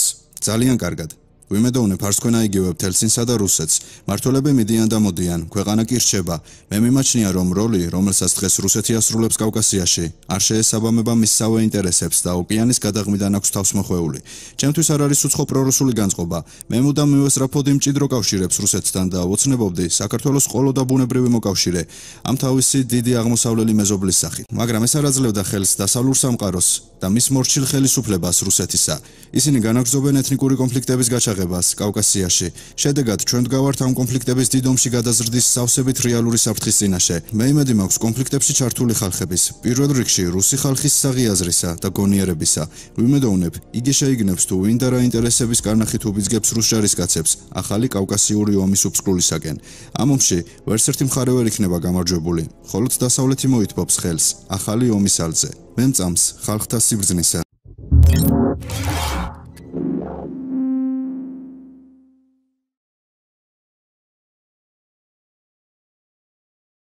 სტრატეგიული დაგეგმარების ცენტრის ხელმძღვანელი ბატონი ლევან მამალაძე იყო ჩვენი გადაცემის სტუმარი და მართლაც მეგობრებო, საკმაოდ საინტერესო ეპოქაში ვცხოვრობთ. ჩვენ ძალიან ბევრი გადანაწილებისა და ფაქტობრივად ცვლილებების მომსწრე გავხდებით და მე დარწმუნებული ვარ, რომ ეს პროცესები ჩვენ შეგვეხება. და ჭაბუა ამირეჯიბის აი სიტყვები ჭკუით საქართველებო დღესაც აქტუალურია, იმიტომ რომ თუ ჭკუით არ ვიქნებით ჩვენ მართლაც როგორც უკრაინას, როგორც სირიას, როგორც აფრიკულ ქვეყანას დაატყდა განსაცდელი, შეიძლება ეს განსაცდელი დაგვატყდეს ჩვენ. ამიტომ ჩვენ მართლაც უნდა გამოვიდეთ ჩვენი ეროვნული ინტერესებიდან, არ ავყვეთ ემოციებს, არ უნდა ვიაროთ ვიღაცეების დაკრულზე, არ უნდა ვიყოთ ვიღაცეების პოლიტიკის გამტარებლები. ამისი მაგალითი არის უკრაინა, როდესაც ზელენსკი დადიოდა დასავლეთის ჭკუაზე, აგერ სადამდე მიიყვანა ეს ქვეყანა. აი ამიტომაც არის, რომ არ შეიძლება არავის ნდობა. პირველი უნდა გამოხვიდე შენი ქვეყნის ინტერესებიდან გამომდინარე. აი სამარცხვინო და საცოდაობაც იყო ზელენსკი ტრამპის ყურება. ბოლოს როგორც ინფორმაცია გავრცელდა, უკრაინელები ცდილობდნენ რომ განეახლებინათ მოლაპარაკებები ამ წიაღისეულთან დაკავშირებით და ტრამპის ადმინისტრაცია არ დათანხმდა და გამოაგდეს ზელენსკი ამ შეხვედრიდან. აი ეს არის მართლაც არ ვიცი, ეხა ზელენსკი რო ჩავა უკრაინაში, მე არ ვიცი იქ ხალხი ალბათ როგორ დახვდება და დარწმუნებული ვარ რომ ის გაიზიარებს ძალიან ულმობელ, ძალიან საშინელ ბედს უკრაინელი ხალხისგან, იმიტომ რომ არავინ არ აპატიებს მას იმას, რაც მან გაუკეთა უკრაინელ ერს. ამით დაგემშვიდობებით ძვირფასო ტელემაყურებლებო, ჩვენ შევხვდებით უკვე ხვალ ერთმანეთს ტრადიციულად საღამოს 9 საათზე, კარგად ბრძანდებოდეთ.